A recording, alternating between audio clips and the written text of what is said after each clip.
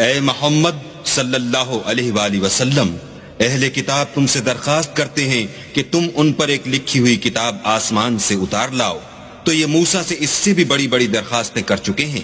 ان سے کہتے تھے ہمیں اللہ کو ظاہر یعنی آنکھوں سے دکھا دو، سو ان کے گناہ کی وجہ سے ان کو بجلی نے آ پکڑا، پھر کھلی نشانیاں آئے، پیچھے بچڑے کو معبود بنا بیٹھے، تو اس سے بھی ہم نے درگزر کی اور موسیٰ کو صریح غلبہ دیا، اور ان سے عہد لینے کو ہم نے ان پر کوہ طور اٹھا کھڑا کیا، اور انہیں حکم دیا کہ شہر کے دروازے میں داخل ہونا تو سجدہ کرتے ہوئے داخل ہونا، اور یہ بھی حکم دیا کہ ہفتے کے دن مچھلیاں پکڑنے میں تجاوز یعنی حکم کے خلاف نہ کرنا، غرض ہم نے ان سے مضبوط عہد لیا،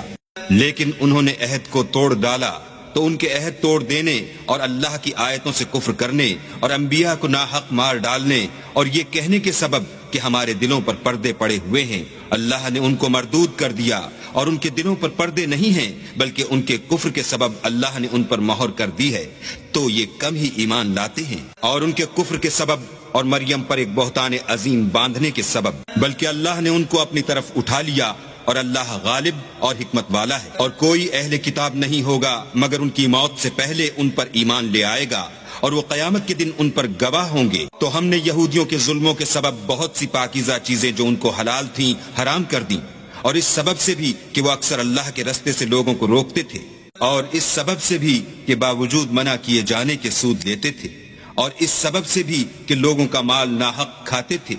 اور ان میں سے جو کافر ہیں ان کے لیے ہم نے درد دینے والا عذاب تیار کر رکھا ہے۔ مگر جو لوگ ان میں سے علم میں پکے ہیں اور جو مومن ہیں، وہ اس کتاب پر جو تم پر نازل ہوئی اور جو کتابیں تم سے پہلے نازل ہوئیں سب پر ایمان رکھتے ہیں، اور نماز پڑھتے ہیں اور زکوٰۃ دیتے ہیں، اور اللہ اور روز آخرت کو مانتے ہیں، ان کو ہم عنقریب اجر عظیم دیں گے۔